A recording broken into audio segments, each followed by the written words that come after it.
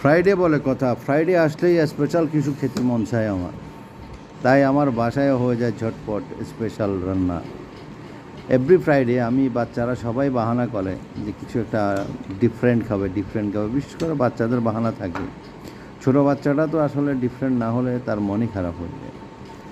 তাই প্রায়শই বাসায় বিরিয়ানি করা হয়, মোরগ পোলাও করা হয়, না কিছু। আজকেও শুক্রবারে স্পেশাল বিরিয়ানি, গরু মাংসের বিরিয়ানি করা হয়েছে। খুবই চমৎকার দেখতে পাচ্ছি, কালারটাও চমৎকার। একটু নিয়ে খেয়েও দেখবো কেমন হয়েছে।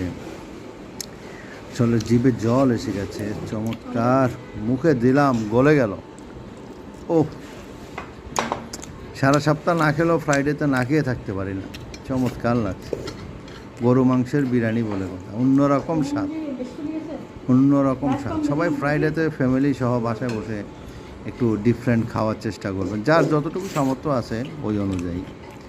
মাশাআল্লাহ, গৃহিণীও চমৎকার, রান্নাও চমৎকার হয়েছে।